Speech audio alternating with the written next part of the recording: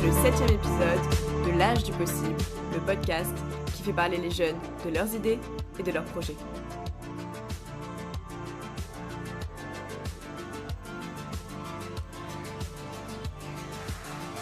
Je suis Clara Grouzis et dans cet épisode, j'ai discuté avec Léa et Higino, tous les deux à l'origine de l'association CUN. Cette association lutte contre l'exclusion en venant en aide au public précaire, par exemple en faisant des maraudes ou encore en luttant contre le décrochage scolaire.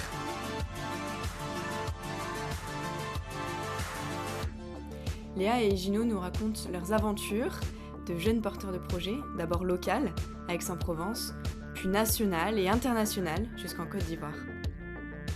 J'espère que ce nouvel épisode va vous plaire. Pour continuer à soutenir le podcast, abonnez-vous sur les plateformes de streaming et suivez-nous sur les réseaux sociaux. Belle écoute. Salut Léa, salut Higino, merci d'avoir accepté mon invitation. Bonjour. Bonjour Clara, merci beaucoup pour l'invitation. Avec grand plaisir. Mais déjà pour commencer, comment est-ce que vous allez, Higino ? Ça va très bien, ça va très bien. Nous ici, la journée commence, donc journée ensoleillée à Montréal, donc tout va bien. Super. Et toi Léa, ça va bien ?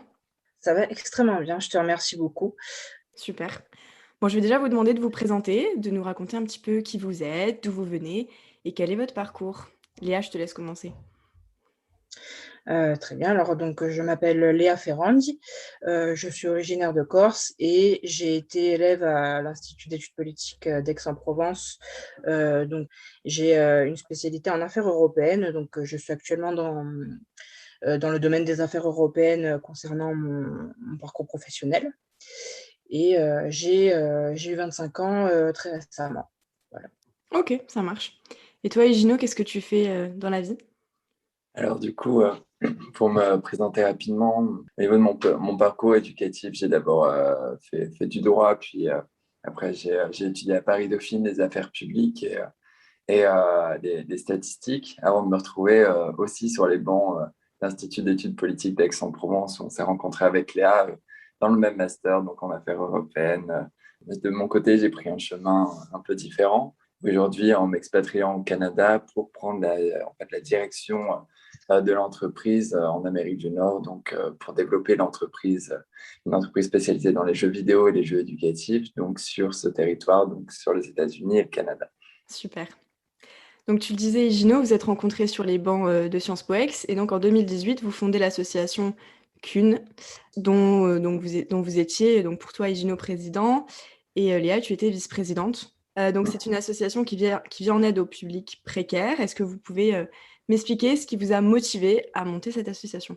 Alors, je pense que ce qui nous a motivés, c'est tout d'abord une rencontre. En fait, en arrivant sur Aix, je pense qu'on a été frappés par le nombre de personnes qui étaient dans la rue, avec lesquelles on a pu discuter et qui nous ont fait part en fait, de leur expérience.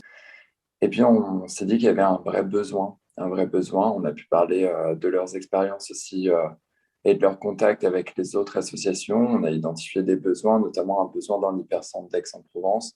Et je pense une envie de s'engager, pour ces personnes et une envie de les accompagner. Quand on est arrivés tous les deux à Aix-en-Provence, en fait, on a rencontré un monsieur tous les deux qui s'appelait Gérard et qui était un monsieur qui était sans abri, en fauteuil roulant.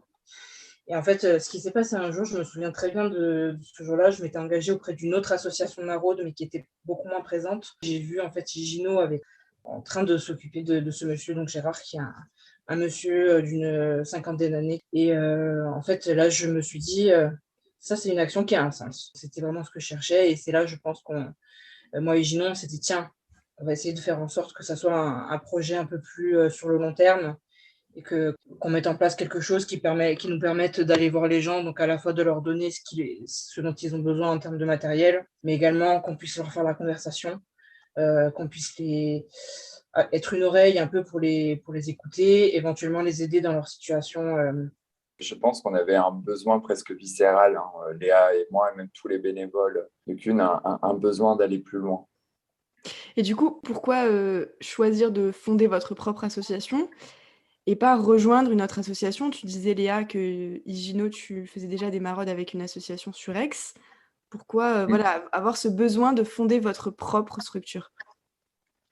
En fait, le souci qu'on avait rencontré sur Aix-en-Provence, c'est que soit on était sur des petites structures qui, du coup, fonctionnent sur une action, ou sur des, j'allais dire presque des hyper-structures les plus connues, qui, elles, fonctionnent plus en silo. Donc, avec des systèmes de pôles, avec un pôle, par exemple, maraude, un pôle accompagnement, etc. Ce que disait Léa, et c'est très juste, c'est qu'on avait cette envie, peut-être, d'accompagner et d'agir sur toute la chaîne d'inclusion de la distribution à la réinsertion. Pour ça, mais aussi parce que Kuhn ne se limitait pas qu'à l'action sociale auprès des personnes en situation précaire. Il y avait aussi de la prévention à travers la lutte contre le décrochage scolaire et des programmes internationaux qui ont intégré Kuhn aussi par la suite. Ok. Donc, est-ce que vous pouvez me raconter un petit peu l'histoire de la création de Kuhn France? Déjà, comment est-ce que vous avez choisi le nom? C'est toujours intriguant. Et puis, voilà, nous raconter un petit peu, à partir du moment où vous avez décidé de vous lancer, comment ça s'est passé, les difficultés auxquelles vous avez peut-être été confrontés, tout ce process de création. Donc, ça n'était pas pour moi, en tout cas, ma première association, ma première expérience associative. Et j'ai débuté assez jeune, hein. J'ai commencé à 16 ans. C'était vraiment un objectif pour moi de m'engager dans des associations. Donc, Ok. c'est un monde que je connaissais bien. On va dire que chronologiquement, qu'une, on l'a créé assez rapidement. Après avoir identifié ce besoin, on a tout de suite eu envie de créer cette association. Au niveau du nom, on voulait quelque chose d'assez universel. C'est très dur de trouver un nom. Je pense que c'est l'une des choses les plus difficiles quand on crée une asso, c'est de trouver un nom qui matche bien avec le projet, mais aussi un nom qui n'est pas encore utilisé. Donc, Kuhn, ça nous est apparu comme une évidence, c'est de l'espéranto. Et l'espéranto, donc, c'est une langue universelle, donc sans domination, on va dire. Et Kuhn veut dire ensemble. C'était important d'avoir quelque chose d'universel qui symbolise aussi la fraternité. En tout cas, voilà, au niveau des démarches, après, ça peut paraître compliqué, mais aujourd'hui, il y a un bon accompagnement au niveau des préfectures, donc que ce soit pour la déclaration, donc l'envoi des statuts, l'envoi du nom, les déclarations sont en ligne aussi aujourd'hui, donc c'est beaucoup plus simple qu'avant. Ok. Et du coup, au niveau des difficultés, à quelles difficultés est-ce que vous avez dû faire face?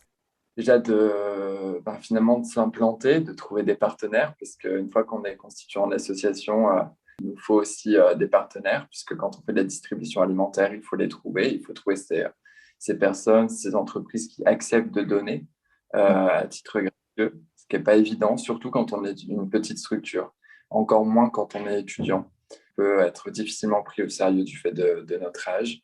Et deuxième difficulté, c'est le recrutement des bénévoles. C'est très dur de trouver des bénévoles qui s'engagent sur la durée.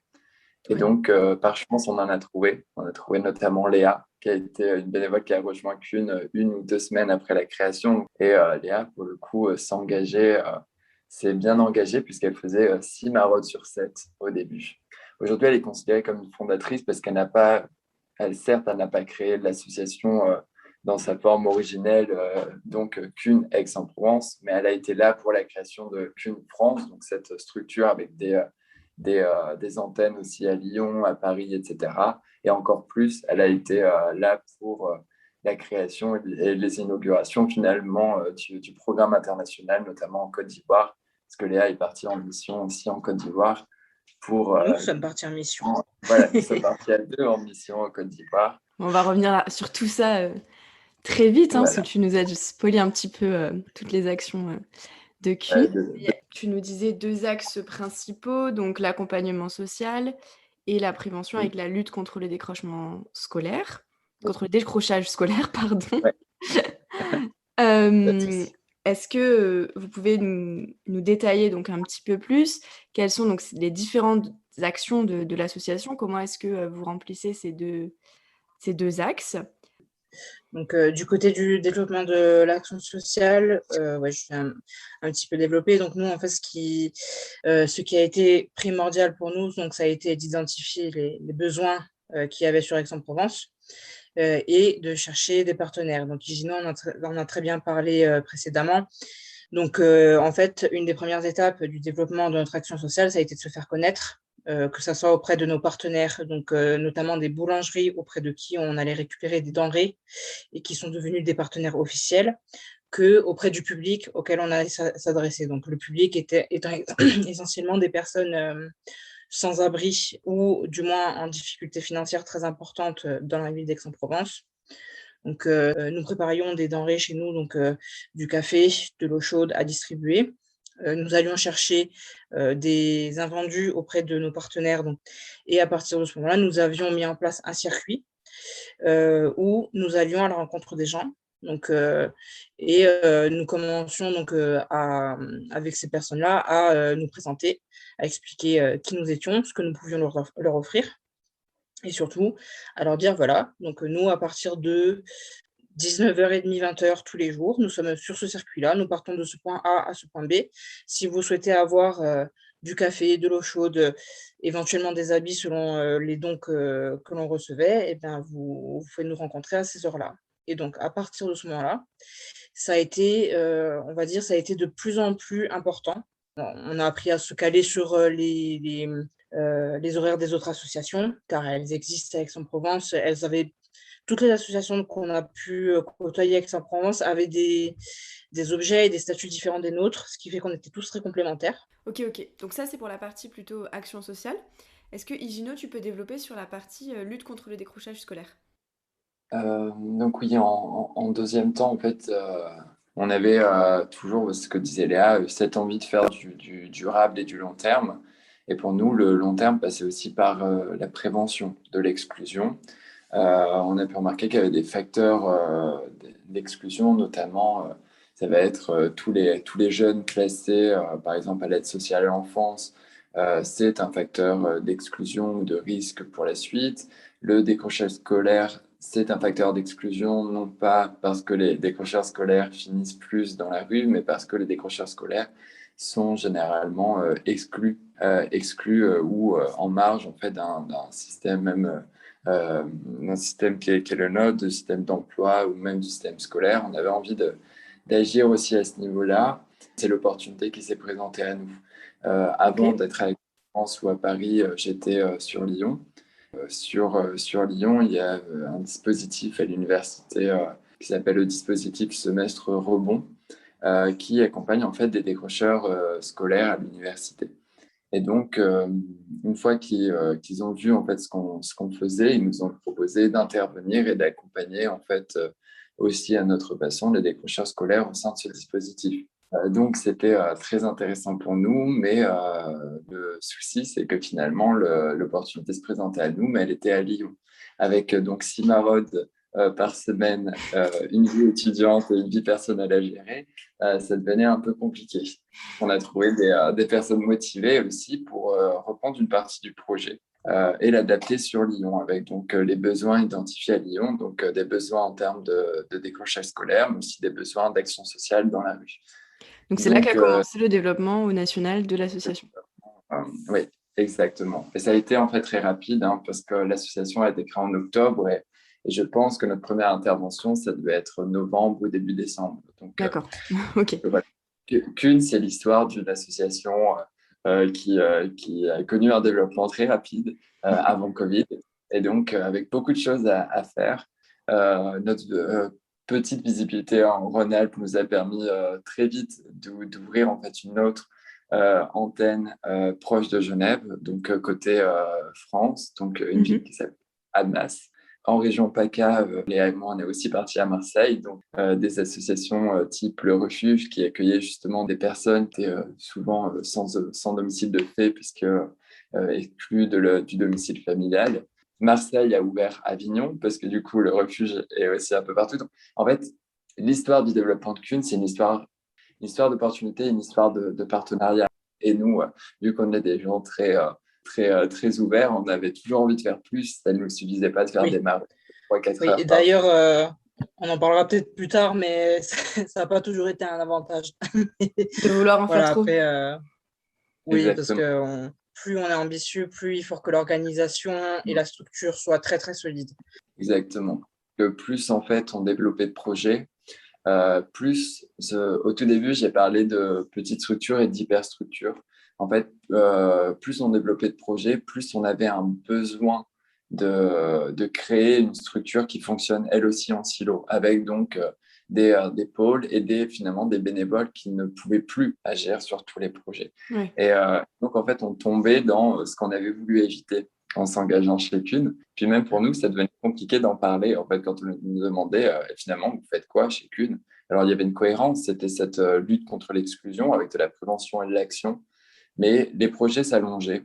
Et à un moment donné, finalement, ce qu'on a compris, c'est que l'ambition humanitaire, l'ambition associative doit avoir une limite. Et je pense que, bon, on en reviendra, mais c'est finalement quand on s'engage et qu'on est, tout à l'heure, je parlais d'envie viscérale, quand on s'engage et qu'on a vraiment cette volonté d'engagement, on a tendance à tout accepter, pratiquement, presque à accepter toutes les opportunités, tous les partenariats, parce qu'on a envie de faire plus.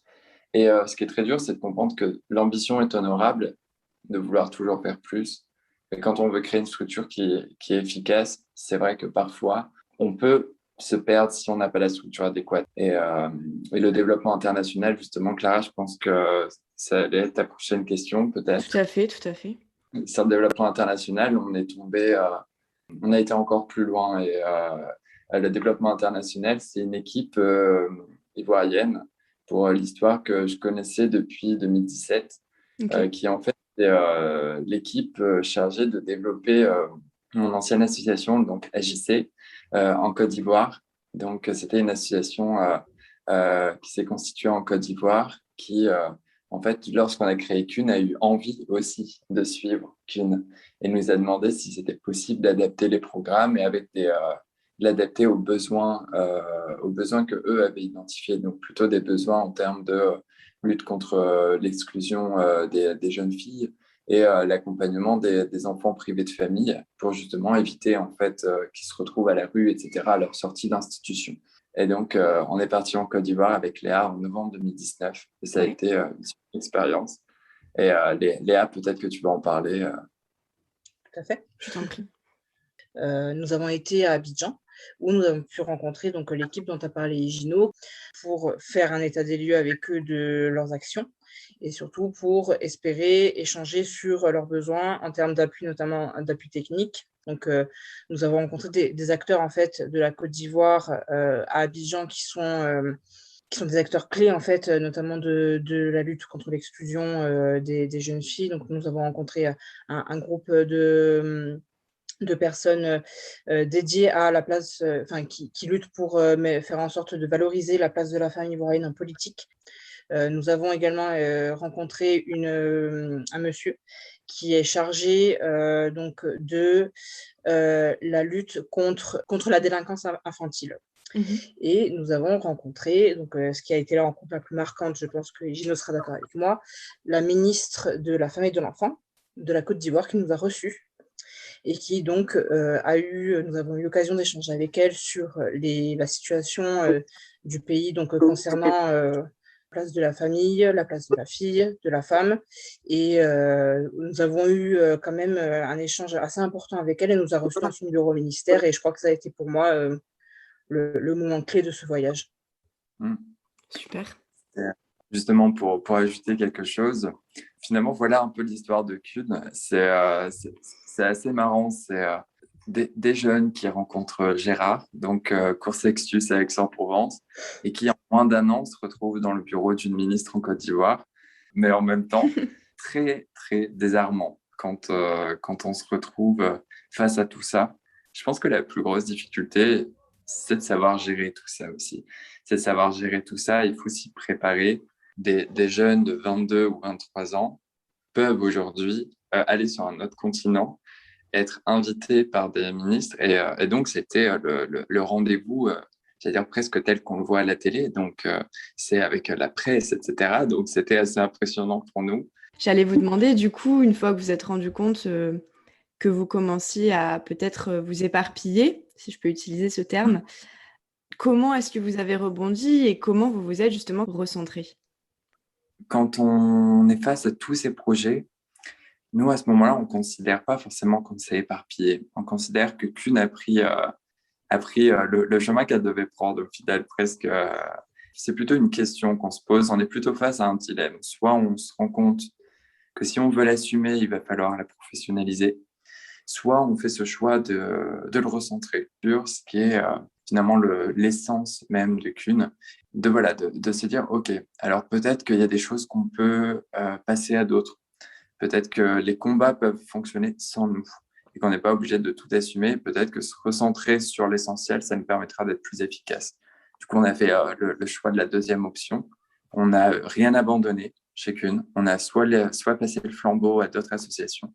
Sur tout ce qui est action sociale aussi, on a modifié un peu la structure. Et la Côte d'Ivoire, ça fonctionne toujours aussi avec l'association qui existe toujours là-bas, mais qui est un peu plus autonome. Ok, et ça, c'était quand En fait, c'est le Covid qui nous a... je pense que le Covid nous a aussi freinés. Ouais.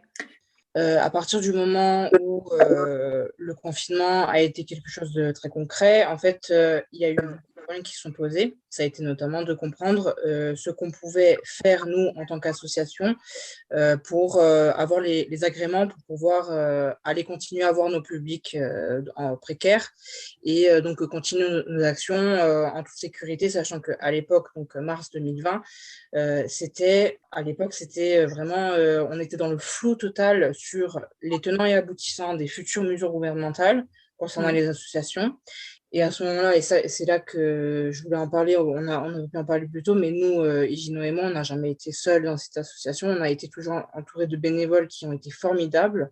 Donc, notamment la personne qui est actuellement la coprésidente de l'association, qui en fait a pu faire en sorte de trouver les agréments pour pouvoir aller continuer à distribuer tout en gardant des mesures sanitaires correctes. Mais malheureusement, cette période de Covid a eu un impact grave sur notre association, c'est-à-dire que dans le cadre, je parle surtout pour le volet social avec les maraudes, on avait un renouvellement de bénévoles qui se faisait, on va dire, de manière semestrielle.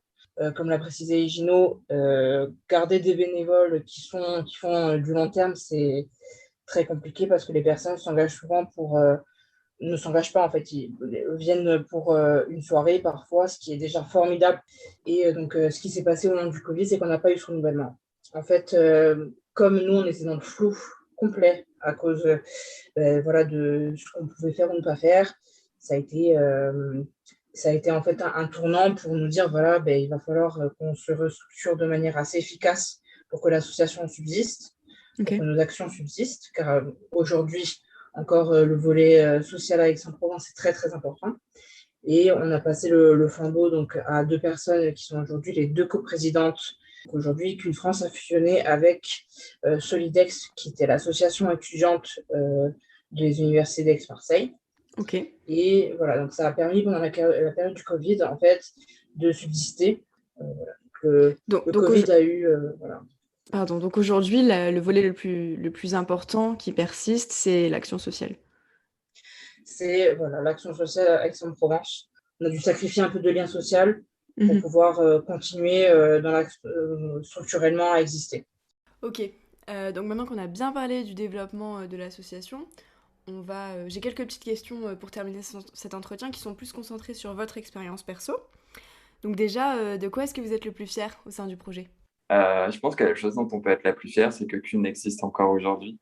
Et je pense que la plus belle chose dans un projet associatif, c'est finalement que ce projet associatif persiste, d'avoir des personnes qui portent ce projet et qui le font vivre. Je pense que c'est la chose dont je suis le plus fier, moi, de mon côté. Léa, tu rejoins Higino ?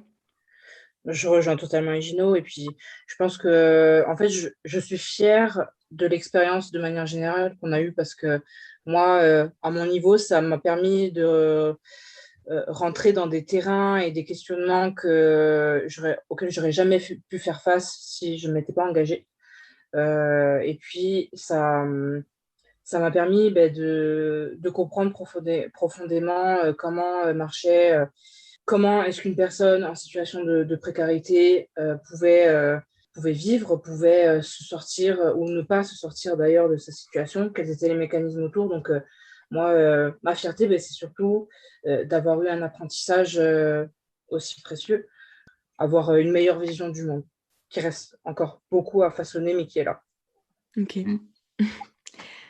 Bon, ça, c'est une petite question que je pose à tous mes invités. Les réponses paraissent parfois évidentes, mais c'est toujours intéressant de vous entendre y répondre. En quoi est-ce que Kuhn permet de construire le monde de demain? Comment est-ce que vous qualifierez l'impact de l'association? Finalement, justement, peut-être que le monde de demain se construit aussi localement. C'est-à-dire, il n'y a pas de petites actions. On construit quand même le futur en construisant de nouvelles bases pour toutes ces personnes. Mais on construit aussi en apportant, et Léa le disait, finalement, il y a de la connaissance aussi. Cette connaissance, elle est très importante parce qu'on ne l'a pas tant qu'on ne vit pas l'expérience. Donc, vivre, c'est qu'une, mais c'est aussi finalement toutes les associations et tout l'engagement bénévole, plus largement. Donc, ça améliore le monde peut-être par son action associative, ça l'améliore ou ça le construit parce que on porte des programmes donc, durables, mais ça aide aussi à le construire, je pense, parce que ça apporte une connaissance du monde tel qu'il est et aussi une connaissance de ce qu'il est possible de faire au final. Je pense que voilà ma réponse. Du coup, comment est-ce qu'on peut aller suivre les projets de Kuhn ou même peut-être devenir bénévole? Même si vous êtes plus président, je pense que vous pouvez me répondre. Alors, nous avons 2 nouvelles coprésidentes qui sont des personnes tout aussi formidables Que vous? Oh, même plus, même plus. Donc, le mieux, c'est de pouvoir les contacter via nos réseaux. Donc, nous avons un groupe Facebook qui s'appelle Qu'une section Aix-en-Provence sur Facebook, Ok. qui est actif, donc où il suffit de faire une demande pour pouvoir être en contact avec une personne de l'association. Nous avons également un site internet. Nous sommes présents sur la plupart des réseaux. Donc, Ça marche. Pour vous rejoindre, il faut être basé à Aix-en-Provence. il faut être de bonne volonté. Et basé à Aix-en-Provence, les actions se passent à Aix-en-Provence quand on parle des actions de terrain, mais quelque chose qui a fait aussi la richesse de Kuhn, c'est la richesse des compétences. C'est-à-dire qu'on a toujours eu des personnes qui n'étaient pas forcément sur le terrain, mais qui étaient d'une aide précieuse pour autre chose. Si on veut apporter une autre aide, qu'elle soit une aide technique, y compris des dons d'ailleurs, parce que nous fonctionnons par dons, et ben, c'est tout à fait possible à distance. Ok, super. Bon, dernière petite question. Quel serait votre conseil à quelqu'un, à un autre jeune qui aurait envie de se lancer et de monter son projet, une association ou même autre chose? Donc, je pense que le conseil déjà que je donnerais, c'est de ne pas hésiter en fait à le faire. On peut le faire. Je veux dire, on peut être jeune, moins jeune et se lancer, que ce soit un projet entrepreneurial ou un projet associatif. On peut le faire. Donc vraiment, il ne faut pas hésiter à se lancer à partir du moment où on a envie de le faire. Un autre conseil, je pense on l'a assez dit, c'est de se dire que finalement, l'ambition, qu'elle soit humanitaire, entrepreneuriale, peut être limitée et peut-être même doit être limitée pour que l'action soit le plus efficace possible et colle au mieux à ce qu'on avait envie de faire de base. Vraiment rester sur son projet initial, ce qui nous tient à cœur. Et voilà, de rester peut-être les pieds sur terre, peut-être un peu, et, euh, et vraiment de s'amuser. Léa? Ah ben moi, pour changer, je rejoins tout à fait ce que dit Gino. C'est-à-dire que à partir du moment, donc le premier conseil de se lancer quoi qu'il arrive, c'est un très bon conseil parce que on perdra jamais à se lancer, à faire quelque chose comme ça. Je rejoins également Gino voilà, sur le fait que l'ambition doit avoir une limite. Parce que c'est normal d'avoir de l'ambition. Je pense que dans ton podcast, tu parles à des personnes qui ont entre 18 et 25 ans. C'est le propre de la jeunesse d'être ambitieux. Mais savoir aussi se concentrer sur un point pour être efficace, c'est crucial selon moi. Et moi, ensuite, le dernier conseil que j'avais, c'est quand on s'inscrit dans un paysage aussi local qu'une ville comme Aix-en-Provence, Oui. essayer de faire une espèce de prospection du paysage associatif. Donc, de rencontrer les acteurs du paysage associatif. Comment est-ce qu'on peut vous compléter? Comment est-ce qu'on peut vous aider? Qu'est-ce que vous pourriez nous apporter? Et à partir de ce moment-là, ça engendre en fait une mécanique qui est très générale et qui est extrêmement vertueuse. Donc vraiment, il faut, à partir du moment où on est une association, il faut apprendre à s'ouvrir aux autres acteurs de l'espace associatif. Super, de très bons conseils. Bah, écoutez, Léa et Gino, je pense qu'on a fait le tour. Voilà, donc je vous remercie, d'avoir pris le temps de discuter avec moi et puis, je vous souhaite bonne continuation et je souhaite, longue vie à l'association CUN. Merci beaucoup, Clara, et encore merci pour ton invitation. Et je pense que nous aussi, on souhaite longue vie à ton podcast. Merci beaucoup. Ouais, tout à fait. Merci beaucoup et longue vie à l'âge des possibles. Merci à vous 2. À bientôt. Et c'est la fin de ce 7e épisode à la rencontre de Léa et Higino. J'espère que ce nouvel épisode vous a plu, qu'il vous a peut-être même inspiré, que vous allez suivre les précieux conseils de nos 2 jeunes porteurs de projets. Et puis peut-être aussi que leur expérience va vous servir. En tout cas, pour continuer à soutenir le podcast, pensez à vous abonner sur toutes les plateformes de streaming. Je rappelle, Spotify, Deezer, Apple Podcasts, Google Podcasts, mais aussi YouTube. Vous pouvez laisser des petits commentaires et puis vous pouvez aussi m'envoyer des messages sur les réseaux sociaux, Facebook et Instagram, pour me faire un retour. Et puis si vous ou quelqu'un de votre entourage est un jeune porteur de projet et que vous avez envie de parler de ce projet, contactez-moi. On se retrouve dans 15 jours, promis cette fois-ci, pour un nouvel épisode.